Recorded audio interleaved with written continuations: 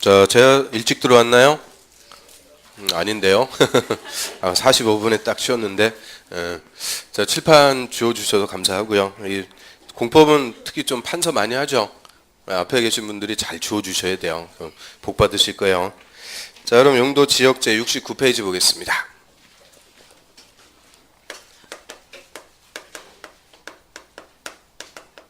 자, 용도 지역. 얘는 별표 3개입니다. 모두 우리 공법상 토지 규제에 출발이 되는 거고요. 하여튼 용도 지역에서 용도 지구, 용도 구역, 지구 단위계 모든 게 다 나와요. 그래서 용도 지역을 모르고는 우리가 공법을 공부할 수가 없고요. 그리고 가장 기본적인 거에서 시험도 잘 물어봐요. 이거 매년 2문제씩 출제합니다. 작년에 2개, 재작년에도 2개, 매년 두 문제씩 꼬박꼬박 출제하는 가장 중요한 제도가 용도 지역이라고 그래요. 그래서 이 별표 매기는 것도 그냥 매기는 거 아니라고 그랬죠. 자, 우리 이제 예전에는 강조하기 위해서 이 중요한 거는 나이 수대로 별표 치시라고 그랬어요. 그러니까 아주 그냥 50개씩 막 별표를 그냥 그래가지고 딱 통일했어요. 3개 아니면 1개입니다. 공법은 뭐 애매하게 2개도 없어요. 2개는 또 얼만큼 중요한지. 그러니까 자, 3개짜리는 우리 공법을 통틀어 가지고 딱 5번 나옵니다. 5번. 자, 이거는 공법을 공부했다 그러면 무조건 우리가 알아야 된다 그죠? 꿈꿀 수 있을 만큼 확실하게 정리해서 반드시 알아야 되는 게 별표 3개짜리. 그다음 별표 하나 치는 거는 시험에 잘 나오는 거예요. 시험에 잘 물어보는 논점들은 별표 하나. 이런 식으로 별표 친 것만 제대로 공부해도 얼마든지 50점이 뭐야, 한 60점 다 맞을 수 있어요. 그래서 이 별표 치는 것들이 가장 중요한 논점인데요. 그 중에서도 3개, 이거 2번째 나온 거예요. 좀 전에 계획 중에서 3개짜리 계획이 뭐였어요? 도시군 관리계획. 다음 주에도 나오고요. 그 다음 주에 나오고 계속 나오기 때문에 그런 거는 우리가 베이스로 알아야 된다. 그 얘기죠. 그래서 용도 지역제. 자, 지역자 붙으면은 요거는 전국의 토지입니다. 지역과 지역이 모이면 우리 이제 국토가 돼요. 그래서 전국의 토지에 필수적으로 빠짐없이 지정하는 것이 용도 지역입니다. 그래서 우리나라의 토지라면은 이 용도 지역을 반드시 정해요. 그럼 용도. 자, 이 쓰임새를 정하는데 용도 지역에서의 쓰임새라고 할 때는 생활권을 얘기합니다. 가장 기본적인 생활권을 지정. 전국토에 빠짐없이 지정하고요. 그럼 예를 들어서 자, 일단의 토지에다가 주거지역이라는 용도지역을 지정을 했습니다. 그럼 일단의 토지는 무슨 생활권? 주거생활권이다. 그죠? 주거생활에 맞게 토지를 쓰세요 하는 건데, 자, 이 토지에다가 또 공업지역을 지정해서요. 공업생활도 하시고요. 농림지역 지정해서 농업생활도 하시고요. 다 하세요. 다 할 수 있을까요? 없을까요? 자, 우리 주거생활에 맞게 아파트 지었다. 그 땅에 농사 지을 수 없는 거죠. 그래서 이 생활권이라는 것은 절대 양립할 수 있는 개념이 아닙니다. 딱 하나만 지정해요. 그래서 용도지역은 하나의 토지에 2개 이상 중복 지정할 수 있다. 그러면 무조건 틀려. 절대 중복되지 않게 전 국토에 하나의 생활권을 지정하고요. 자, 그럼 이제 생활권 지정해주고 그 생활권에 맞게 토지를 쓰도록 우리한테 이제 규제합니다. 자, 행위 제한한다 그래요. 그래서 3가지 이제 제한을 하죠. 일단 이 생활권에 맞는 건물만 건축하도록 건축 제한부터 합니다. 건물 건축하는 것부터 규제요. 건축 제한인데, 그럼 예를 들어서 주거지역에 토지를 소유하고 있는 A가 있어요. 나는 내 땅에다가 집 짓고 살겠다. 주택을 건축하려고 그래요. 그럼 주택이라는 것은 건축할 수 있을까 없을까? 당연히 있죠. 주거생활에 딱 맞는 게 주택이니까 주택은 제한받지 않고 얼마든지 건축할 수 있는 거예요. 그러면 자, 옆에 B, 토지 소유자 B가 나는 내 땅에다가 모텔 짓겠다. 자, 모텔. 이런 걸 숙박시설이라고 그러죠. 자, 숙박시설인 모텔 건축할 수 있을까 없을까요? 당연히 없죠. 이유는 자, 주거 환경을 침해하는 성격이 가장 큰 건물의 대표가 모텔 같은 거예요. 우리 집 앞에 러브 호텔이 새로 들어왔다. 그것도 삐까뻔쩍하게 러브 호텔 들어왔어요. 애들 뭐 사달라고 그래요? 망원경 사달라고 그러죠. 망원경. 망원경이 하늘로 가 있는 게 아니고 맨날 골로 가 있어요. 뭘 그렇게 보겠다고. 아무튼 그래서 애들 주거 환경이나 교육 환경이 제일 안 좋은 건물이 뭐다? 모텔. 이런 거는 생활권에 안 맞으니까 건축 못 하는 거예요. 그러면 내 땅에 내 돈 가지고 모텔 짓겠다는데 지금 못하게 제한한다. 그죠? 자, 이거를 건축 제한한다 그래요. 그래서 결론. 주거지역에서는 모텔은 건축할 수 없습니다. 왜 건축할 수 없다? 건축 제한 요거 걸려갖고 건축할 수가 없는 거죠. 그래서 생활권에 맞는 건물만 건축할 수가 있고요. 그 다음에 두 번째하고 세 번째는 다 건물의 크기 제한한다 그래요. 요 생활권에 따라서 인구 밀도 기반시설 다 다르죠. 우리 주거지역 주택가 같은 데는 골목길 수준 정도인데 거기에 뭐 50층짜리 빌딩 들어왔다 감당할 수 있겠어요? 당연히 주차난, 교통난 여러 가지 문제가 발생하니까 요 생활권에 맞는 크기로 건물을 짓도록 규제합니다. 그거를 건폐율하고 용적률을 제한한다라고 하고요. 다 건물 크기 제한이요. 그래서 용도지역이 지정이 되면 딱 요 세 가지 제한하는 거예요. 생활권에 맞는 건물을 맞는 크기로 건축하도록 규제함으로써 생활권에 맞게 토지를 합리적으로 이용하자는 거고요. 그래서 의의 한번 보겠습니다. 69페이지 맨 위에. 자, 용도지역이란 토지 이용 및 건물의 용도, 건폐율, 용적률, 높이 등을 제한. 자, 그 제한을 싹 묶어가지고 행위 제한한다 그러죠. 행위 제한을 통해서 그 토지를 경제적 효율적으로 이용하고 공공복리 증진을 도모하기 위해서 서로 중복되지 않게 미출. 자, 그 말이 키워드입니다. 핵심. 중복되지 않게 도시 군 관리 계획으로 결정하는 지역이다. 그러면 중복되지 않게 전국의 토지에 뭐를 지정하고 생활권을 지정해 놓고 생활권에 맞게 토지를 쓰도록 규제함으로써 토지를 합리적으로 이용하게 한 제도를 용도지역이라고 하고요. 그 밑에 종류에서 자, 국토부 장관, 시도지사, 대도시장은 다음에 해당하는 용도지역의 지정 동그라미 또는 변경을 도시 군관리계획으로 결정 동그라미 결정한다. 그럼 용도지역의 지정을 뭐 한대요? 결정. 그 지정이 이꼴 결정. 그럼 지정권자는 누가 되는 거예요? 결정권자. 그래서 맨 앞에 써 있는 사람들 우리가 좀 전에 봤죠? 국토부 장관, 시도지사, 대도시장. 이 자들이 도시군관리계획 결정해서 용도지역을 지정합니다. 그러면 자, 이런 이제 용도지역에 어떤 것들이 있는 거냐? 종류. 일단 우리 국토는 크게 네 가지의 용도로 구분해 갖고 지정을 합니다. 먼저 도시지역, 그리고 관리지역, 농림지역과 자연환경 보전지역.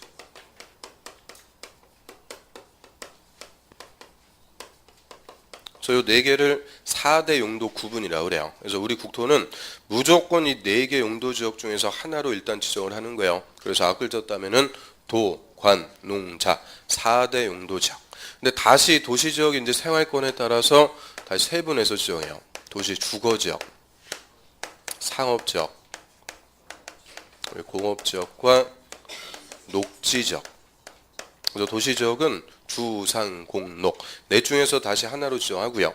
그다음 관리 지역은 보전, 생산, 계획 관리 지역, 보생계 이 세 개 중에서 하나로 다시 지정을 합니다. 그래서 이제 세분이 되면 도시 지역이 주, 상, 공, 녹 4개, 관리 지역은 보생계 3개, 농림, 자연환경 보전 지역까지 이 한마디로 4용도 9개 지역이 돼요. 9개 지역. 자, 여기까지 우리 국토법 이 법에서 규정하는 용도 지역이라고 그래요. 그래서 법률만 보면은 딱 이 9개 지역만 써 있는 거예요. 그 9개 정도는 우리 충분히 할 만하죠.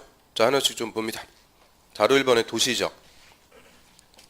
자, 도시지역은 인구와 산업이 밀집돼 있다. 그럼 뭐 서울같이 밀집돼 있다. 이 말은 개발돼 있다. 그죠? 개발돼 있거나 또는 밀집이 예상 개발을 할 곳으로서 그 지역에 대해서 체계적으로 개발, 정비, 관리, 보전 동그라미, 보전 등이 필요한 지역이다. 그러면 자, 도시지역은 현재 개발되어 있거나 앞으로 개발할 곳이니까 저희는 무슨 목적의 용도지역이에요?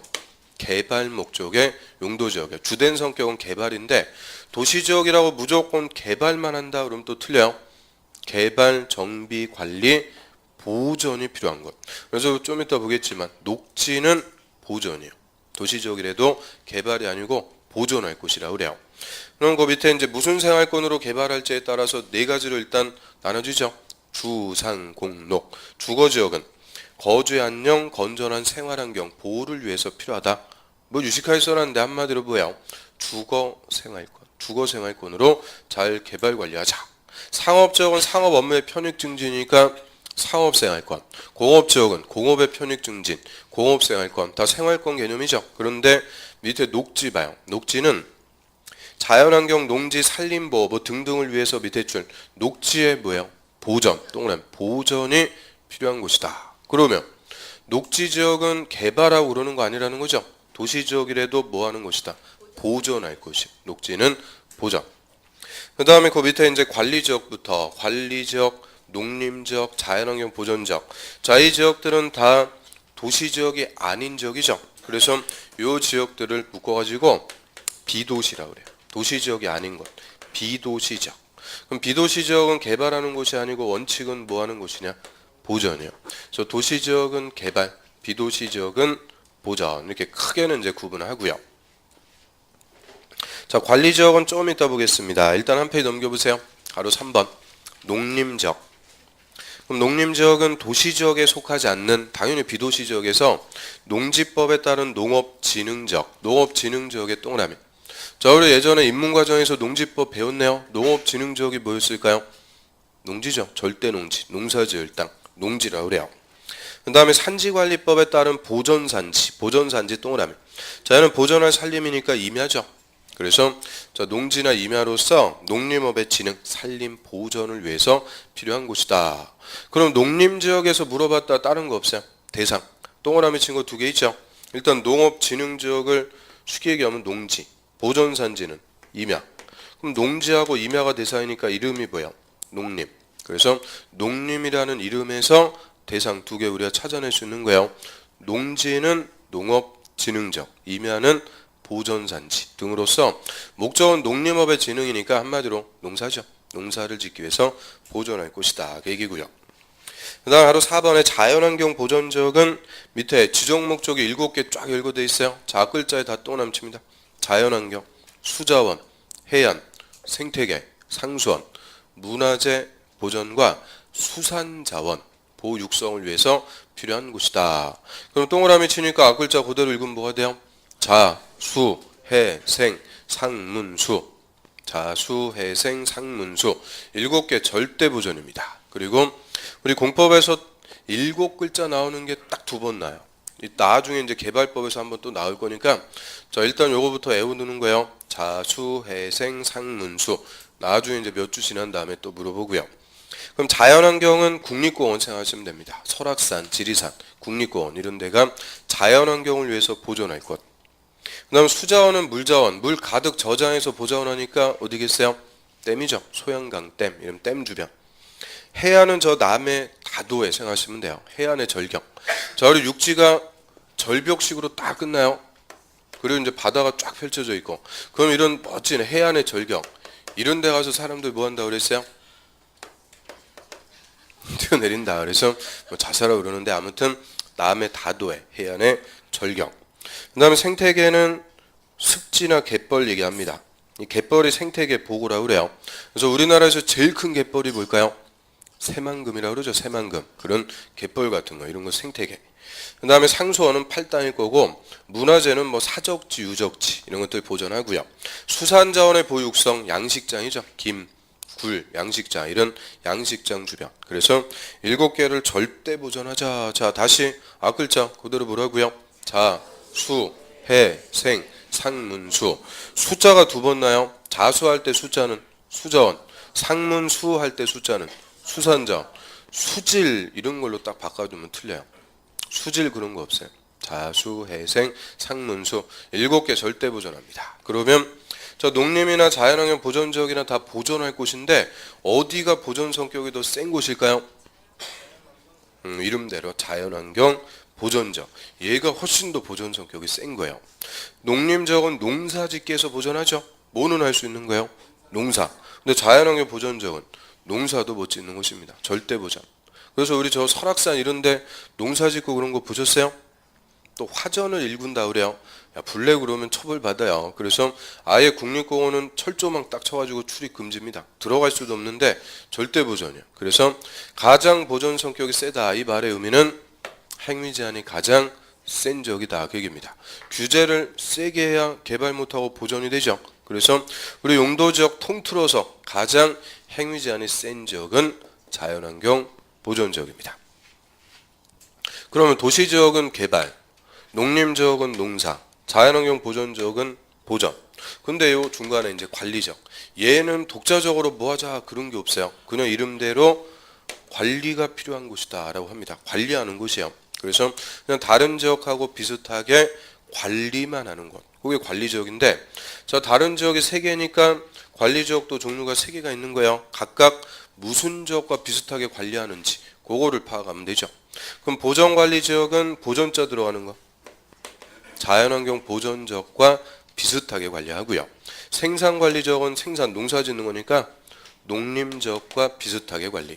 계획관리지역은 계획적으로 개발할 곳이니까 도시지역과 비슷하게 관리만 하는 곳이다 라고 합니다. 그래서 이게 관리지역인데, 그럼 이 관리지역이라는 것의 기능, 효용을 한번 간단하게 보면, 자, 관할구역의 용도지역을 지정하려고 그래요. 자, 개발할 곳은 도시지역으로, 보존할 곳은 자연환경 보전지역, 농사 지을 곳은 농림지역. 자, 일단 이 3개 용도지역부터 구분해서 정하고요. 절대 이 3개는 붙여갖고, 이 말이 그렇게 어려워요. 붙여갖고 지정하는 게 아니고 떨어뜨려갖고 지정을 합니다. 이게 절대 상극이라고 그래요. 자, 우리 도시지역 바로 옆에 평야가 펼쳐지고 국립공원이 있고 그런 거 없어요. 그래서 이 3개는 상극이기 때문에 서로 일정한 간격을 두고 떨어뜨려갖고 지정하고요. 자, 요 중간에 딱 들어가는 게 무슨 지역이냐? 관리지역이 들어가는 거예요. 그러면 저 도시지역을 둘러싸고 그냥 도시지역과 비슷하게 관리만 하자 하는 게 무슨 관리? 자, 이걸 계획관리지역으로 지정한다고 하고요. 그 다음에 자연환경 보존지역을 둘러싸고 자연환경 보존지역과 비슷하게 관리하자 하는 것을 보전관리지역. 그럼 이제 농림지역과 비슷하게 관리합시다. 자, 이거는 뭐겠어요? 생산관리지역. 그래서 이 도시지역에서 자연환경 보전, 도시지역에서 농림지역으로 갈 때 중간에 거쳐갖고 가는 용도지역이 관리지역입니다. 그래서 중간적 또는 완충적 용도지역이라고 표현하고요. 그래서 그냥 이렇게 이제 관리만 하는 거예요. 그러다가 자, 도시지역에서 택진환이 발생해갖고 신도시를 새로 개발하려고 그래요. 그럼 신도시 개발 이거 무슨 지역에서 하겠어요? 계획관리지역에. 도시개발구역을 지정해서 신도시 개발하면 얘는 이제 무슨 지역으로 편입되는 거냐? 도시지역으로 편입이 돼요. 즉 도시지역이 됩니다. 그래서 궁극적으로 계획관리지역은 도시지역이 될 것, 보전관리지역은 자연환경 보전지역, 생산관리지역은 농림지역이 될 곳입니다. 그런데 확정을 한 게 아니죠. 그냥 임시적으로 관리만 한다 그 얘기예요. 그럼 왜 이렇게 관리만 하는 게 필요할까요? 자, 우리 세대에서 국토를 다 이용 개발해 버리면 후손들이 쓸 땅이 없는 거죠. 그래서 후손들한테 물려주기 위해서 그냥 잘 뭐만 하자, 관리만 하자 하는 것이 관리지역이 되고요. 그래서 이 관리지역은 다른 거 없어요. 논점. 각각 무슨 지역과 비슷하게 관리한다. 그것만 딱 잡고 있으면 돼요. 자, 다시 앞 페이지로 합니다. 69페이지. 자, 바로 2번 맨 밑에 보세요. 관리지역. 자, 도시지역의 인구와 산업을 수용하기 위해서 도시지역의 준에서는 비슷하게, 도시지역과 비슷하게 체계적으로 관리하거나 딱 끊으세요. 그럼 도시지역과 비슷하게 관리하자 얘는 뭐예요? 계획관리지역. 그 다음에 농림업의 진흥, 자연환경 산림 보전을 위해서 농림지역 또는 자연환경 보전지역에 준해서 관리할 필요가 있는 지역이다. 그럼 농림지역에 준해서 관리하면은 생산관리, 자연환경 보전지역에 준해서 관리하면 보전관리지역이 각각 되는 거고요. 자, 한 페이지 넘겨보세요. 자, 보전관리지역 한번 보죠. 자연환경 산림보, 수질 오염 방지 뭐 등등을 위해서 밑에 줄 보전이 필요한데, 그럼 보전할 곳이니까 원래 무슨 지역으로 지정이겠어요? 자연환경 보전지역으로 지정해야 되는데, 자, 주변 용도지역과의 관계 등을 고려할 때 자연환경 보전지역으로 지정하기가 곤란한 지역이다. 그럼 주변의 용도지역이 뭘까요? 도시지역이다, 그죠? 그럼 도시 옆에 바로 자연환경 보전지역 지정하기는 좀 그러니까 대신 뭘 지정해서? 보전관리지역을 지정해서 자연환경 보전지역과 비슷하게 관리하는 거고요. 또 생산관리지역은 농림업 생산 등을 위해서 관리가 필요하나? 그럼 농사 지을 곳이니까 원래 무슨 지역으로 지정하는 거예요?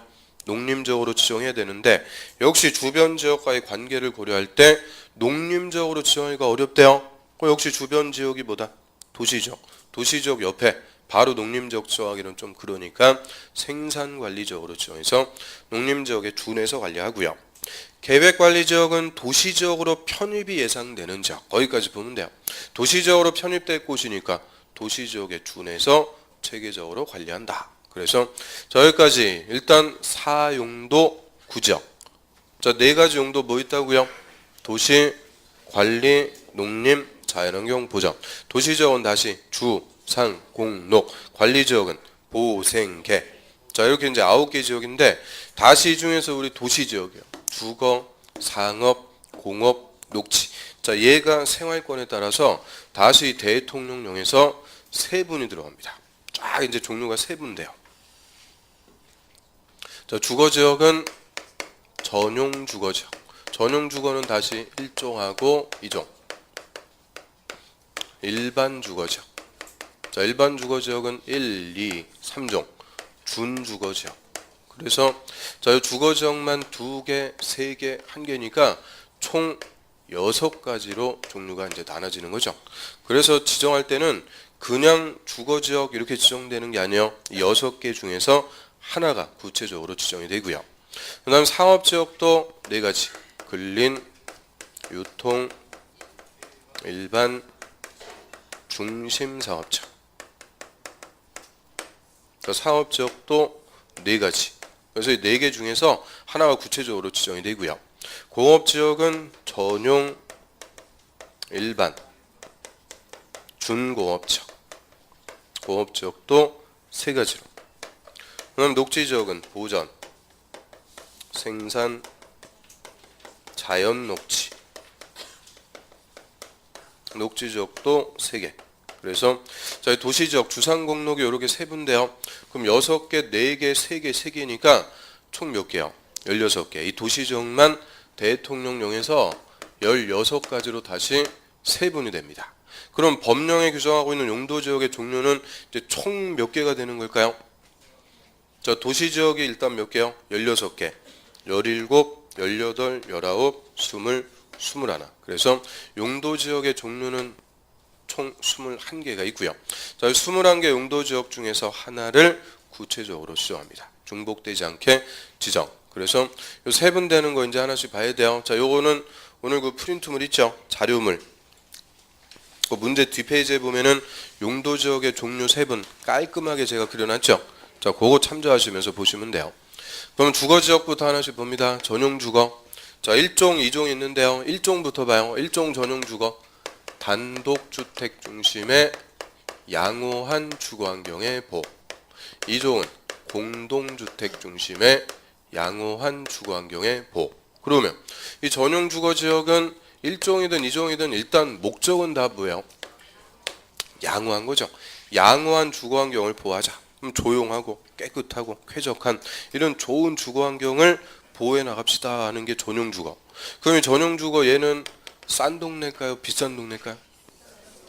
비싼 동네다 그 얘기죠. 그래서 우리 이미지 딱 떠올려 보면은 드라마에서 나오는 회장님 댁 있는 동네, 회장님 댁 있는 아주 좋은 동네 있죠. 그런 동네가 무슨 주거? 전용 주거. 그런데 1종, 2종 종세분인데요. 1종은 단독주택, 2종은 공동주택, 아파트 중심이다. 그러면 단독주택 중심의 양호한 주거환경을 보호하자 하면은 1종 전용 주거지역, 공동주택 중심의 양호한 주거환경을 보호하자 하면은 2종 전용 주거지역. 자, 해석할 수 있겠죠? 그 다음에 일반 주거. 자, 일반 주거는 1, 2, 3종 3개. 자, 1종부터 봐요. 저층주택 중심의 편리한 주거환경의 조성. 2종은 중층주택 중심의 편리한 거. 3종은 고층 또 그러면 틀려요. 중고층 주택 중심의 편리한 주거환경의 조성. 그러면 자, 일반 주거지역은 1, 2, 3종 다 일단 목적은 뭐예요? 편리한 거예요. 편리한 주거환경을 만들어 나가자. 그러면 편리하다는 말은 집 주변에 뭐 슈퍼마켓, 음식점, 이발소, 미자원, 목욕탕, 세탁소 이런 근린생활시설들이 밀집해 있어갖고 우리가 편리하게 생활할 수 있는 거죠. 그런데 집 옆에 슈퍼나 음식점 이런 거 있으면 조용해요, 시끄러워요? 당연히 시끄럽죠. 시끄럽고 좀 더럽고 해도 편리한 주거 환경을 만들어 나가자 하는 것을 일반 주거. 그러니까 대부분 우리가 살고 있는 동네는 다 뭐예요? 일반 주거다 이렇게 생각하시면 되죠. 일반 주거. 그럼 얘는 1, 2, 3종이니까 단독, 공동 이렇게 나누는 게 아니고요. 충수로. 저층, 중층, 중고층, 충수로 나눠요. 그러면 저층 주택 중심의 편리한 주거 환경을 조성합시다. 1종 일반 주거.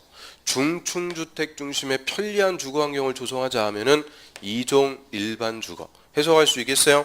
그래서 전용 주거, 일반 주거 이거 하여튼 용도 지역의 목적 물어봤다 그러면 무조건 1번, 2번에서 다 물어보는 거예요. 그래서 확실하게 구분해야 되는데 이게 나중에 보면은 1종은 양호고 2종은 편리고 그렇게 알아요. 근데 그게 아니죠. 전용 주거 지역은 1종이든 2종이든 다 목적이 뭐예요? 양호. 전용 주거 지역의 목적이 양호한 거고 일반 주거 지역의 목적은 편리함. 전양, 일편 이거부터 헷갈리면 안 돼요. 전용 주거는 양호, 일반 주거는 편리. 전용 주거 1종, 2종 세분되는 것은 단독, 공동. 일반 주거 1, 2, 3종 세분되는 것은 저층, 중층, 중고층. 그럼 예를 들어서요. 자, 2종 일반 주거 지역은 공동주택 중심의 편리한 주거 환경의 조성이 필요한 곳이다. O, X. 지금 무슨 지역 물어봤어요? 뭘 물어본지도 모르는데요. X가 어떻게 나와요? 자, 다시 2종 일반 주거 지역은 공동주택 중심의 편리한 주거 환경의 조성이다. 자, 2종 일반 주거는 공동주택이 아니고 중층주택. 자, 이런 식으로 딱 바꿔준단 말이에요. 그래서 자, 전용 주거, 일반 주거 확실하게 구분해서 정리하고요. 그 좀 전에 그거는 X에 틀린 거예요. 또 그것도 말씀 안 하니까 또 아주 속에 의문을 또 갖고 있는데요. X 틀린 거예요. 그 다음에 준주거. 자, 준자가 붙으면 요거는 다른 기능도 있다 그 얘기입니다. 그래서 준주거는 주거 기능 이외에 상업, 업무 기능의 보완이 필요한 곳이다 이렇게 써 있는데요. 자, 쉽게 풀어갖고 얘기하면 주택도 있고요, 상가도 있고, 업무시설, 뭐 오피스텔 같은 것도 있는 거예요. 그러면 자, 우리 집 주변에서 상가가 밀집해갖고 상권이 형성되는 주거지역이다 그 얘기인데 이거 어디 생각하면 돼요? 버스 정류장이라고 그랬죠. 우리 집에서 버스 타러 버스 정류장 쪽으로 나오면 상가들 싹 밀집해 있죠. 그런 주거지역이 무슨 지역? 준주거지역 이렇게 생각하시면 돼요. 버스 정류장 주변 같은 상권도 형성되는 주거지역이 준주거. 그래서 주거지역 6개 또 막상 해보니까 별거 아니죠. 별거네요. 아무튼 그래서 확실하게 구분하고요. 그 다음에 상업지역, 상업생활권인데 자, 얘는 일단 순서요. 근린, 유통, 일반, 중심. 자, 원래 법조문의 순서는 중심, 일반, 근린, 유통인데 항상 상업지역은 이 순서로 정리합니다. 기본서도 요 순서로 돼 있죠. 제 맘대로 쓰니까 제 맘대로 순서도 이렇게 써놨어요. 그래서 상업지역은 이 순서로 딱 잡아야 나중에 우리가 건폐율, 용적률 이런 거 외울 때 간단해져요. 그래서 처음부터 무조건 상업지역, 근린, 유통, 일반, 중심. 이게 우리 집 주변에서 도심 한복판으로 들어가는 순서다 이렇게 보시면 돼요. 대부분 도시에 보면은 주거지역은 저 외곽의 변두리 쪽에 형성이 되죠. 거기서 도심 한복판으로 들어가는 순서니까 요 순서요. 근린, 유통, 일반, 중심. 그럼 근린 상업지역부터 봐요. 자, 근린 지역에서 일용품 서비스를 공급하는 지역이다. 가까울 근자의 이웃인자. 가까운 이웃지역. 뭐가 가깝다는 거예요? 우리 집 주변에서, 즉 집 주변에서 일용품이나 서비스를 제공해 주는 지역을 근린 상업지역이라고 그래요. 그럼 이거 어디 떠올리면 되는 거예요? 소매시장이죠. 원래는 소매시장, 집 주변에 형성돼 있는 전통시장 같은 거, 그런 것들이 근린 사업인데 요새는 이제 전통시장이 아니고 뭐가 들어와요? 홈마트? 아니. 홈플러스 이마트 그런 것들이 딱 들어오니까 그 지역이 다 무슨 지역이에요? 근린 상업지역이다 이렇게 생각하면 되고요. 소매시장. 그 다음 유통상업지역은 도시 내 지역 간 유통기능을 증진. 그럼 유통기능을 증진시킨다 이 말이 뭐겠어요? 저 시골에서 농산물, 수산물 트럭으로 싣고 오는 거죠. 새벽에 경매 벌여갖고 각 지역으로 뛰어가는 거예요. 그게 유통기능의 증진. 그 한마디로 이 시장은 경매 벌이고 하는 작은 게 아니고 큰 거, 도매시장 얘기하죠. 가락동 농산물시장, 동대문 의류시장 이런 도매시장을 무슨 사업적? 유통사업적. 그 다음 일반 사업적은 일반적인 상업 업무 기능의 담당. 일반적이라는 게 일반 회사가 밀집해 있다 얘기죠. 그래서 12시 되면은 넥타이 부대들 몰려 나오는 거예요. 밥 먹으려고. 그런데 어디 떠올리면 돼요? 여의도 같은 데죠. 또는 지역으로 가면은 이제 관공서 주변, 구청 주변 같은데, 시청 주변 이런 회사들이 밀집해 있는 곳은 무슨 사업? 일반 사업. 그 다음에 중심 사업적은 중심이니까 도심 또는 부도심의 상업 업무 기능의 확충. 자, 도심이나 부도심을 소위 시내라고 그래요. 우리가 이제 시내 나간다 그러죠. 그럼 서울에서는 시내 하면 어디요? 여기죠. 뭐 강남이나 명동, 종로 같은데 이런 중심 지역의 상업 업무 기능이니까 중심 사업적. 그러면 상업지역은 순서만 잡고 있으면 되지 지적 목적 외우고 그럴 필요 있어요, 없어요? 없어요. 뭐 똑같은 말이 그냥 반복적으로 계속 나오는데 이 상업지역의 지적 목적을 물어봤는데요, 틀려요. 뭐가 아닌 거예요? 사람이 아닌 거죠. 그래서 사람이면은 틀릴 수가 없어요. 근린, 유통, 일반, 중심. 그래서 상업적은 웃자고 한 거니까 또 마음에 상처를 받고 나는 사람이 아닌가 봐 또 그렇게 생각하면 안 되고요. 하여튼 그냥 4개 순서만 딱 정리하면 돼요. 근린, 유통, 일반, 중심. 그 다음에 공업적은 공업생활권이니까 공장이 들어오겠죠. 자, 무슨 공업이냐에 따라서 전용공업지역은 전용이니까 공업 중에서 제일 큰 거예요. 공장이 제일 큰 거. 중화. 중화공업하면 뭐 있어요?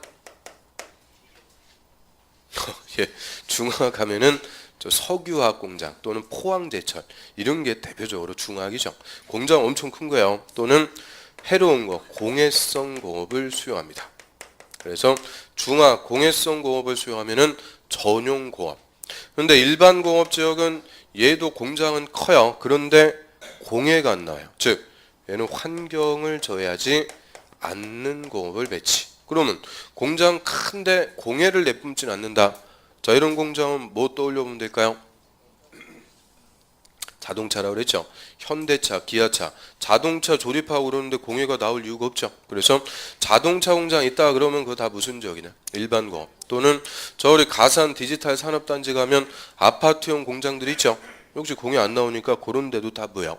일반 공업 지역이다 이렇게 생각하시면 돼요. 그리고 준공업 지역은 준자가 붙었으니까 다른 기능도 있네요. 자, 일단 공업 중에서는 제일 경미한 거. 경공업을 위주로 주거, 상업, 업무 기능의 보완이 필요한 곳이다. 그 얘도 풀어갖고 얘기하면 주택도 있고 상가도 있고 공장도 있다고 얘기죠. 그 우리 집 주변에 은근히 공장들 많이 있어요. 지하실 같은데 사장님 혼자서 기계 돌리고 그러는 공장 있죠. 그런 게 다 경공업이에요. 뭐 있어요? 경공업은 야 진짜 어려운 거 물어보는 거죠. 우리 중고등학교 때 경공업, 중공업 다 배웠는데 경공업은 생필품이죠. 수건 공장, 양말 공장, 구두 공장, 인형에다 눈깔 붙이는 이런 게 다 무슨 공업? 경공업. 그래서 경공업을 위주로 주상 업무 기능이 있으면 준공업. 그래서 이 공업적 3개, 이 중에 전용공업은 중화 공해성이니까 그닥 헷갈리지 않아요.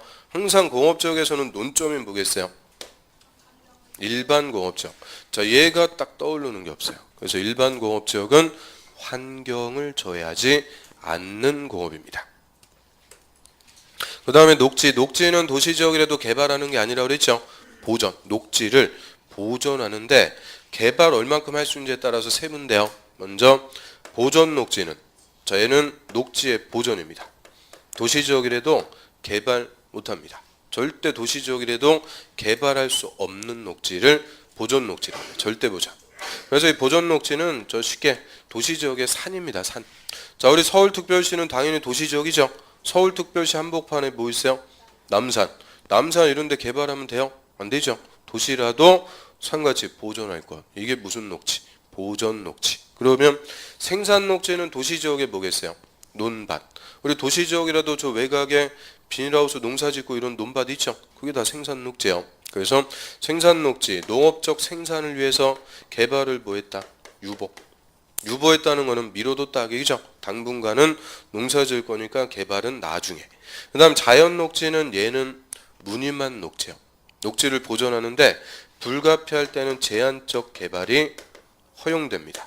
그러면 개발할 수 있다 그 얘기죠. 그래서 보존 녹지는 개발 못하고요. 생산 녹지는 개발을 유보했고요. 자연 녹지는 개발이 허용. 내려갈수록 개발할 수가 있게 됩니다. 그래서 자, 녹지 지역 중에서는 뭐 갖고 잘 물어보겠어요? 생산 녹지. 농업적 생산을 위해서 제한적 개발은 허용되는 지역이다. 틀리는 거예요. 생산 녹지는 개발을 뭐 했다? 유보. 이 유보라는 말이 키워드. 그래서 생산 녹지 할 때 생, 유보할 때 유, 그다음에는 뭐가 돼요? 생유. 생유 이렇게 정리하면 되죠. 생산 녹지가 유보, 생유. 그러면 뭐 헷갈리지 않을 거예요. 그래서 자, 도시지역 16개 별거 아니에요. 종류만 많은 거지 각각 따져보면 아무것도 아니니까 하여튼 제가 뭐 공법 열심히 공부하셔야 된다 이런 얘기 안 한다고 그랬죠. 근데 딱 이것만 예외예요. 하여튼 용도지역을 모르면은 용도지구, 용도구역 하여튼 다음 주부터 깝깝해지는 거예요. 그래서 용도지역은 정리를 하셔야 돼요. 그 말이 순서 그대로 외워야 된다 그 얘기입니다. 이 책에 잡아갖고 외워야 돼요. 그러면 우리 국토는 크게 4개 도, 관, 농, 자. 도시가 다시 주, 상, 공, 녹. 주거지역은 전, 일, 준. 상업지역은 근, 유, 일, 중. 공업지역은 전, 일, 준. 녹지지역은 보생자. 그 다음에 관리지역은 보생자 하면 안 돼요. 보생개. 이게 또 처음에는 또 헷갈려요. 녹지는 보생자, 관리는 보생개. 그래서 자, 이 책의 순서 그대로 좀 외우셔야 됩니다. 그래서 오늘 그 프린트물 나간 거 있죠? 그거 하여튼 뭐 화장대 붙여두시든지 또 우리 집중력 제일 좋은 때가 언제요? 화장실. 그 옆에다가 딱 붙여두신 데서 하여튼 용도지역만큼은 반드시 순서대로 외워야 됩니다. 그래야 다른 거를 우리가 공부할 수가 있어요. 그래서 요것만큼은 꼭 좀 외우셔야 되고요. 자, 여기까지 용도지역의 종류하고 세분 봤습니다. 자, 73페이지로 합니다. 그 용도지역이 이제 지정이 되면 그 효과는 행위자랍니다. 이 생활권에 맞게 토지를 쓰도록 규제 3가지 제한하게 돼요. 그럼 일단 자, 이 땅에다가 용도지역을 지정하는 것은 무슨 절차로요? 우리 좀 전에 배웠던 도시군 관리계획 결정으로 지정. 그럼 지정됐을 때 효과가 행위제한. 자, 행위제한의 효과는 언제부터? 지형도면을 고시한 날부터 효과가 발생합니다. 즉 지형도면 고시한 날부터 행위제한하는 거고요. 근데 용도지역은 전국토에 똑같은 거예요. 서울에 일종 전용 주거나 부산에 일종 전용 주거나 생활권 같은 거죠. 그래서 용도지역은 다 똑같은 생활권이기 때문에 행위제한을 우리 국토법 시행령, 대통령령에서 다 일률적으로 규정을 하고 있습니다. 그래서 자, 이거를 일단 헷갈리면 안 돼요. 용도지역을 지정하는 것은 도시군 관리계획 결정으로 하죠. 이때 행위 제한을 도시군 관리계획으로 결정한다 그러면 틀리는 거예요. 행위 제한은 어디서 다 규정하고 있다? 대통령령에서. 대통령령, 시행령이라고 하는데요. 저 중개사법에서 헌법, 법률, 대통령령, 국토부령, 조례 이 법령의 위계질서 이거 배웠죠? 또 안 배웠다고 또 우기면 안 돼요. 그럼 국회에서 제정하는 법률은 핵심 뼈대만 딱 잡는 거라고 그랬죠. 이 법률을 행정부가 집행을 하는 거예요. 그러면 행정부의 수반, 대통령이 법률을 시행하기 위해서 발하는 명령을 대통령령이라고 합니다. 그래서 대통령령을 다른 말로 시행령. 그래서 우리가 법률은 그냥 핵심만 딱 정해놓으니까 공허한 거예요. 뼈대만 있는 거고 이 법률의 내용에 살을 붙이는 것을 대통령령으로 해요. 그래서 항상 이 법률을 배운다 그러면 우리가 국토법 하나만 배우는 거 아니에요. 국토법하고 시행령, 대통령령까지 법령을 공부한다 이렇게 얘기하고요. 그런데 중개사법은 법령에다가 뭐까지 배운대요? 국토부령, 칙까지 배운다 그러죠. 법령, 칙 아주 샅샅이 그냥 이잡듯이 다 배우는 게 중개사법이고요. 공법은 법률이 6개나 되니까 시행 규칙은 안 나와요. 그냥 법령, 법률과 대통령령 갖고 물어본다 이렇게 생각하시면 되고요.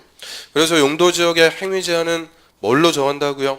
대통령령에서, 즉 국토법 시행령에서 다 똑같이 규정을 합니다. 그럼 첫 번째 행위 제한, 건축 제한. 자, 의미는 우리가 봤네요. 요 생활권에 맞는 건물만 건축하라고 그랬죠. 그래서 이 대통령령에서 용도지역의 건축 제한을 2가지 체계로 규정합니다. 자, 먼저 그 지역에서 원칙 건축을 할 수 있는 건물의 용도 쫙 읽어. 그 다음에 조례가 정해주면은 건축할 수 있는 건물의 종류를 쫙 읽어. 자, 이 두 가지 체계입니다. 건축할 수 있는 거, 조례가 정할 수 있는 거, 이 두 가지 체계로 쫙 열거하고요. 여기에 열거가 돼 있지 않은 나머지 건축물은 일체 금지입니다. 건축할 수 없다. 자, 이 체계로 첫 번째 용도 지역이 1종 전용 주거, 두 번째는 2종 전용 주거, 세 번째는 뭐 1종 일반 주거, 이런 식으로 21번째 가면은 뭐겠어요? 자연환경 보전지역까지 이 21개 용도 지역의 건축 제한을 대통령에서 다 규정을 해요. 그래서 자, 일단 건축 제한의 기준 가로 1번에 동그라미 1번 봐요. 자, 용도 지역의 건물 그 밖에서의 용도, 종류, 규모 등의 제한. 이 제한을 싹 묶어가지고 건축 제한이라고 그래요. 용도 지역의 건축 제한에 관한 사항은 뭘로 정한다고요? 대통령령으로 정합니다. 절대 도시군 관리 계획으로 결정한다 그러면 틀리는 거예요. 대통령령에서 정하고 있는데요. 한 페이지 넘겨보세요. 자, 대통령령의 규정. 자, 바로 이번 용도 지역의 건축 제한 첫 번째가 뭐예요? 1종 전용 주거죠. 저 밑에 보면 건축할 수 있는 건물 1번, 2번 두 개요. 그 2번의 종류를 쫙 열거해 준 거고 1번, 2번 두 개 있어요. 그 옆에 도시군 계획 조례. 조례가 정하면 건축할 수 있는 건물 1번부터 9번까지 쭉 나오죠. 거기 열거돼 있는 것만 1종 전용 주거 지역에 건축할 수 있는 거예요. 나머지는 일체 건축할 수 없습니다. 또 옆 페이지 가보세요. 두 번째 2종 전용 주거 지역 건축할 수 있는 건물 1, 2, 3. 근데 옆에 조례가 정하면 건축할 수 있는 거는 1번부터 6번. 그럼 합쳐갖고 2종 전용 주거 지역에서는 딱 몇 개만, 9개만 건축할 수가 있고요. 나머지 다 금지입니다. 그 다음에 세 번째는 1종 일반 주거 지역이죠. 자, 우리 1종 일반 주거는 목적이 뭐였을까요? 저층주택 중심의 편리한 주거환경. 그럼 저층주택 하면은 몇 층이야 짜리냐? 4층 이하. 그래서 그 땡땡 해갖고 몇 층이야? 4층 이하. 몇 층? 4층 이하의 건물의 하나입니다. 그래서 우리가 저층주택은 4층 이하다 이렇게 해석을 하는 거고요. 그러면 1종 일반 주거지역에 건축할 수 있는 거는 1번부터 5번까지. 근데 옆에 조례가 정하면 건축할 수 있는 거 1번부터 한 페이지 넘겨보세요. 18번까지. 18. 이게 18번까지 있다고요. 욕 나옵니다. 욕 나올 정도로 많아요. 또 옆에 보면은 2종 일반 주거지역도 조례 또 엄청 많아요. 한 페이지 넘어서까지 있고 3종 일반 주거 쫙 해가지고 저 92페이지까지. 자, 92페이지 21번. 그러니까 용도지역은 총 몇 개 있다고요? 21개. 자연환경 보전지역까지 21개 용도지역의 건축 제한의 체계를 다 이렇게 규정하는 거예요. 건축할 수 있는 거, 조례가 정할 수 있는 거. 자, 이 두 가지 체계로 딱 정해놓고, 자, 요 건축 제한 요 파트는 우리 시험에서 물어볼까요? 안 물어볼까요? 잘하시네요. 다시 앞에 74페이지 가보세요. 안 물어봅니다. 그래야 또 재미가 있는데 물어본다 그러니까 영 재미가 없어요. 자, 74페이지 맨 위에 용도지역의 건축 제한 횟수 다 써놨죠? 22, 23, 24, 2년 쉬고 27. 작년에 또 물어봤어요. 단순하게 한 문제씩. 그럼 20회 이후만 써놨는데 4번이니까 거의 매년 물어본다 그 얘기입니다. 그래서 건축 제한. 근데 얘는 딱 공식이 있어요. 그 22, 23, 24 3년 연속 물어봤죠? 2년 쉬어요. 그리고 또 3년 연속 물어보고 또 2년 쉬고. 그러면 27에 작년에 물어봤으니까 올해 28에 물어볼 차례다. 그죠? 아우, 불행하지 마. 올해 물어볼 차례야. 그래서 이 건축 제한이 우리 공법의 궁극입니다. 궁극. 일단 용도 지역의 건축 제한을 정리하려면 이 21개 용도 지역의 생활권을 딱 잡아야 돼요. 이게 첫 번째. 그 다음에 그걸로 끝나는 게 아니고 우리 건축법에 보면은 건물의 종류가 또 440 몇 개가 있어요. 종류가 엄청 많으니까 건축법에서도 건물의 종류를 비슷한 것끼리 묶어서 용도를 정하는 거죠. 건물의 용도. 자, 건축법의 건물의 용도는 몇 개 있을까요? 괜히 물어봤다 싶어요. 자, 29개 있어요. 29개. 단독주택, 공동주택, 1종 근생, 2종 근생 쫙 해갖고 29개. 그 용도를 또 알아야 돼요. 그래야 이 생활권의 이 용도의 건물은 건축할 수 있겠구나 없겠구나 따져볼 수가 있는 거예요. 그래서 이 공법에서 제일 많은 거 두 개를 짬뽕해 놓은 거예요. 용도 지역하고 건물의 용도. 이거를 파악해야 따져볼 수 있는 거니까 지금 첫 번째 이거 뭐 용도 지역도 지금 처음 배우시는 분들은 솔직히 머리에 멘붕이죠. 근데 참 강남 분들은 포커페이스는 잘하시는 것 같아요. 그래서 아무튼 멘붕인데 이거 뭐 건축 제한까지 이거 다 지금 못해요. 그래서 요거는 과정이 진행될수록 이제 공법의 마인드가 딱 생길 거예요. 그걸 리갈 마인드라고 그래요. 아무튼 그 마인드가 생길 거예요. 언젠가는 생길 거니까 그때 가서 따져보는 거지 지금 괜히 섣불리 덤비고 그러는 거 아니에요. 그리고 요 24회 같이 요 준주거 지역의 건축 제한 이런 거 딱 물어봤다 됐다 그래요. 그냥 잘 찍고 신의 가호를 바라는 거예요. 어쩔 수 없어. 이런 중간에 이런 거는 보면은 엄청 많아요. 엄청 많은데 그걸 어떻게 머리에 다 외운다는 거예요. 그래서 이런 데서 물어봤다 그러면 그냥 잘 찍고 뭐라고요? 신의 가호를 바라는 거고요. 우리가 용도 지역의 건축 제한을 정리할 수 있는 지역이 몇 개가 있어요. 그것들을 시험에서 물어보는 거예요. 대부분. 그래서 나중에 이제 용도 지역 잡히고 건물의 용도가 좀 개념이 잡히면 그때 가서 몇 개 따져보는 거지 이거 애우고 절대 그러는 거 아니에요. 그래서 지금 뭐 필요 없습니다. 쭉 넘기세요. 92페이지 94페이지 그 맨 위에 보시면은 예제 6번 작년 문제 써놨죠. 그러니까 이 건축 제한 문제는 또 문제 자체는 아주 심플해요. 그런데 그걸 맞히려면 엄청 어렵다는 거예요. 엄청 내용이 많다 그 얘기입니다. 그래서 나중에 와서 한번 해보기로 하고요. 그 다음에 이제 두 번째 건폐율, 세 번째 용적률. 자, 건폐율하고 용적률도 다 별표입니다. 자, 특히 건폐율하고 용적률은 우리가 부동산을 공부했다 모르면 안 되는 거예요. 가장 기본적인 개념이고요. 이제 다음 주부터 건폐율, 용적률은 매주 언급이 돼요. 뭐 건폐율, 용적률을 강화한다, 완화한다 해서 매주 언급이 됩니다. 그 정도로 부동산에서 가장 기본적인 개념 중에 하나고요.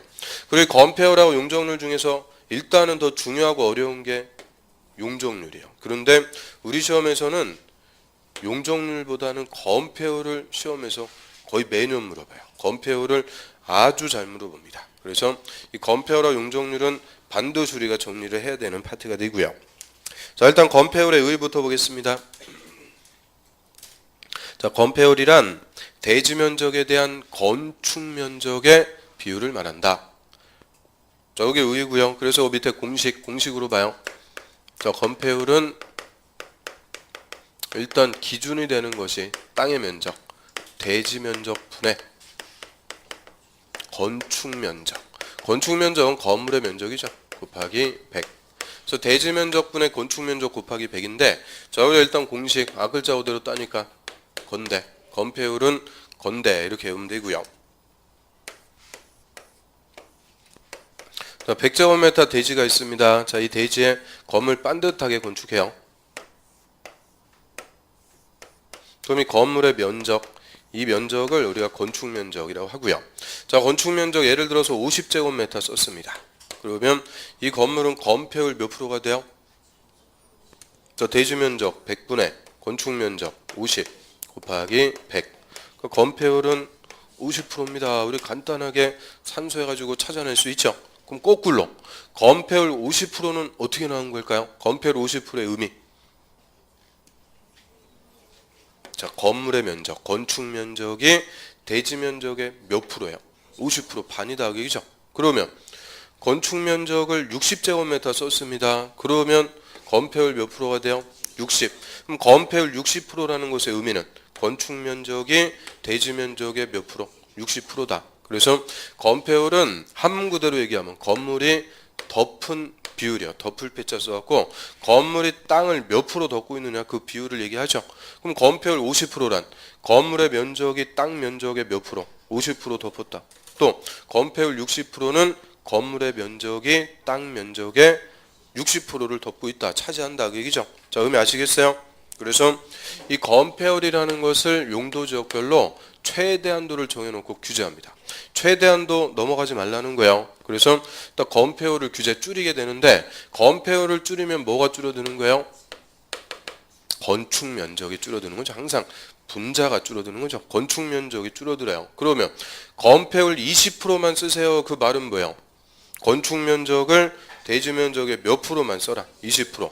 그래서 이 건폐율은 요 건축 면적, 건물의 수평 크기를 규제한다 그래요. 그래서 이 건축 면적을 규제해서 대지에 건물 지을 수 없는 공지를 확보함이 목적입니다. 그럼 공지라는 거는 왜 확보해야 될까요? 자, 건폐율 제한 안 하면 이렇게 돼요. 자, 1번, 2번, 3번, 4번 대지가 있고, 자, 건폐율 제한 이런 거 없으니까 대지 소유자 건물 알아서 지으세요. 그러면은 대지 소유자 어떻게 져요? 이거는 또 잘하시네요. 그래서 자, 건폐율 제한 이런 거 안 하면 합리적인 대지 소유자라면 꽉 채워갖고 제일 크게 짓는 거죠. 그럼 2번 대지도 질 수 없다. 꽉 채워갖고 3번 대지도 꽉 채워갖고 4번 대지도, 즉 건폐율 제한을 안 하게 되면 자, 이렇게 건물이 건축됩니다. 즉 건물 다 채워갖고 과밀하게 빽빽하게 건축된다 그죠? 그러면 건물하고 건물 사이에 틈이 없으니까 일조, 채광, 통풍, 통행 여러 가지 면에서 지장을 받고요. 제일 큰 문제는 뭐겠어요? 불났을 때. 이 불났을 때 불구경 못하는 거예요. 아무튼 불났을 때 이거 다 콜라다 옮겨 탑니다. 즉 화재로부터 위험 이런 게 엄청 커지는 거예요. 그래서 이 건폐율이라는 걸 딱 규제하는 거예요. 그러면 건폐율 50%만 쓰세요. 그 말은 대지에 건물 몇 프로만 지어라? 50%. 나머지 비워둬야 되죠. 여기도 50%만 짓고 비워두게 되니까 건물하고 건물 사이에 공지가 확보가 돼서 일조, 채광, 통풍, 통행, 화재로부터 안전 여러 가지의 공익을 달성할 수가 있게 돼요. 그래서 건폐율은 건축 면적을 규제해서 뭐를 확보하자고요? 공지. 그러면 이 용도 지역별로 건폐율 최대한도를 딱 규정합니다. 자, 일단 요 우리 9개 지역은 법에서 규정하는 용도 지역이죠. 건폐율도 법률에서 정해요. 그리고 도시 지역이 세분되는 거 이거는 어딜 와야 알 수 있어요? 대통령령. 그래서 이 세분되는 용도 지역의 건폐율은 대통령령으로 정합니다. 그리고 이 대통령령의 범위에서 실제 우리 실무에 적용하는 것은 조례로 정합니다. 특광시군의 조례. 그럼 서울시에서는 한마디로 뭘로 정한다는 거예요? 서울특별시 조례로 정한다 그 얘기인데 조례는 지자체마다 다 다르죠. 우리 시험에서는 안 나와요. 그래서 시험에서 물어보는 것은 법률과 대통령령입니다. 법률 가지고 물어보면은 그나마 좀 쉬운 거고, 근데 일반적으로는 뭐 갖고 물어봐요? 대통령령에서 물어보는 거죠. 그래서 94페이지 맨 밑에 보세요. 건폐율 동그라미 1번. 자, 용도 지역에서 건폐율 최대한도 밑줄. 건폐율의 최대한도 항상 최대한도를 규제하는 거지 최소한도를 규제하는 거 없어요. 최대한도는 그 밑에 줄 다음의 범위. 그 다음의 범위가 법률입니다. 법률의 범위에서 대통령령이 정하는 기준에 따라서 특광시군의 조례로 정한다. 그래서 법률, 대통령령, 조례. 자, 이 체계로 규정하는데 우리 시험은 이제 법률하고 대통령령이라고 그랬죠. 그 옆에 이제 위에 표, 그거 딱 9개의 지역만 써 있어요. 그게 법률. 근데 그 밑에 표, 두 번째 표는 도시지역 16개 세분 다 나오죠. 그래서 한 페이지 넘겨보시면 21개 용도 지역이 다 나오네요. 그거는 대통령령입니다. 그래서 법률과 대통령령에서 규정하는데요. 자, 이번 과정에서는 그 대통령령은 안 합니다. 자, 지금 이거 용도 지역 체계 이거 순서도 못 외웠는데 대통령령 그거까지 다 외우라 그러면은 다음 주부터 안 나와요. 그래서 저거는 다음 과정에서 이번 과정은 첫 번째 법률의 규정 그것만 딱 할 거예요. 그래서 이 과정별로 하나씩 더 들어가는 거예요. 이번 과정은 법률, 다음 과정은 대통령령, 그 다음 과정은 특례 이런 식으로 과정별로 하나씩 더 늘려나가니까 하여튼 과정만 잘 따라오면 돼요. 그러면 법률의 규정 그것만 볼게요. 맨 위에 표. 자, 도시지역에서 주거지역은 건폐율 최대한도가 몇 프로? 70%입니다. 그럼 건폐율 70% 이 말의 의미는 뭘까요? 건폐율 70%란 건축 면적을 대지 면적의 70%까지만 쓸 수 있고 나머지 30%는 비워둬야 된다 그 얘기고요. 그 다음에 상업지역은 건폐율 90 90%면 뭐 90% 꽉 채워갖고 짓는 거죠. 공업지역은 70 녹지지역 20 보전관리 생산관리 다 20 계획관리 40 농림자연환경 보전 20 그러면 지금 9개 지역 중에서 20%가 5번 나오네요. 그러니까 20% 아닌 것만 외우면 끝나는 거죠. 그래서 주거지역 70 상업지역 90, 공업지역 70, 계획관리 40, 나머지 다 20입니다. 그럼 요 4개 7, 9, 7, 4 외우면 되죠? 7, 9, 7, 4 79년 7월 4일생입니다. 아무튼 7, 9, 7, 4 이렇게 외우면 끝나요. 나머지 다 몇 프로라고요? 20. 그러면 그 4개 7, 9, 7, 4 이거 우리가 충분히 외울 수 있는 거죠? 누구면 다 외울 수 있는 거예요?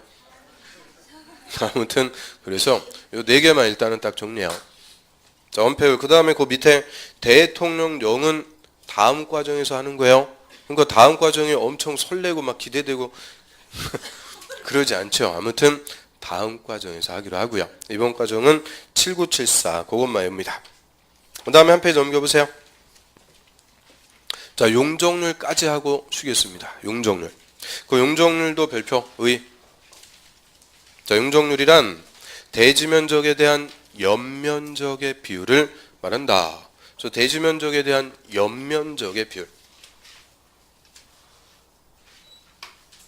자, 그래서 용적률도 공식으로 한번 봐요. 자, 용적률은 혹시 대지면적, 땅의 면적분의 연면적 곱하기 100입니다. 그럼 얘도 일단은 공식 앞글자 그대로 따니까 연대. 건폐율은 건대, 용적률은 연대. 그래서 자, 연면적인데요. 이 연면적이라는 것은 하나의 건물의 총 면적을 얘기해요. 1층 면적, 2층 면적, 3층 면적. 각 층의 면적을 다 합친 총 면적을 연면적이라고 합니다. 그래서 자, 예를 들어서요. 자, 100제곱미터 대지. 자, 이 대지에다가 건물 지어요. 자, 건축 면적을 50제곱미터 썼습니다. 그럼 일단 건폐율은 몇 프로예요? 건폐율 50. 각 층의 면적 다 50으로 해서 딱 4층짜리 건물 건축해요. 4층짜리 건축했다.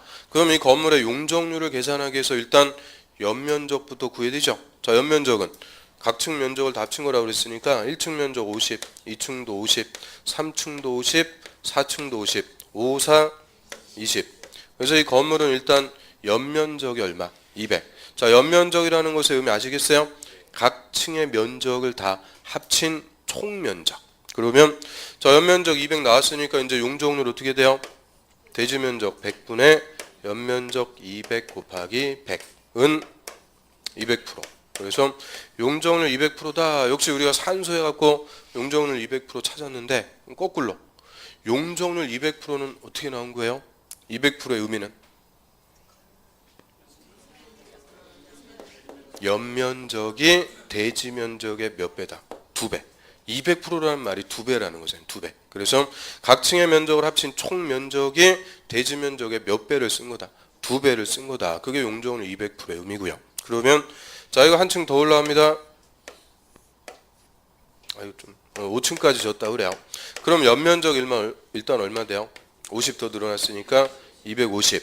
그러면 용적률도 250%가 되는 거죠. 그럼 용적률 250%의 의미는 연면적이 대지면적의 몇 배? 2.5배다. 그 얘기죠. 자, 의미 아시겠어요? 그러면 역시 용도지역별로 용적률 최대한도 정해놓고 줄입니다. 용적률을 규제하면은 뭐가 줄어들어요? 항상 이 분자가 줄어드는 거라니까요. 연면적이 줄어드는 거죠. 그 연면적을 규제하는 거예요. 그럼 연면적이 의미가 각 층 면적을 합친 거라고 그랬죠. 연면적이 줄어드니까 결론 뭐가 줄어들 수밖에 없다. 충수가 떨어지는 거죠. 그래서 용적률은 연면적을 규제해서 충수를 규제하는 입체 크기를 제한한다라고 하고요. 그래서 좀 전에 자, 용적률 250%일 때는 몇 층까지 줬어요? 5층. 근데 200% 줬을 때는 4층. 그러니까 연면적이 줄어드니까 충수가 떨어진다. 의미 잡을 수 있겠죠? 그래서 용적률은 연면적을 규제해서 충수, 입체 크기를 제한하고요. 마찬가지입니다. 용도 지역별로 최대한도 일단 법에서 9개 지역을 규정하고요. 세분되는 것은 대통령령. 그리고 이 대통령령의 범위에서 조례로 실무에 적용되는 것은 정합니다. 근데 조례는 필요 없고 역시 법률, 대통령령. 그 이번 과정은 뭐만 본다고요? 법률. 그래서 그 99페이지. 그 위에 나오는 표, 그 9개 지역, 그것만 볼게요. 법률 규정. 그럼 주거 지역의 용적률 최대 한도는 몇 프로예요? 500%.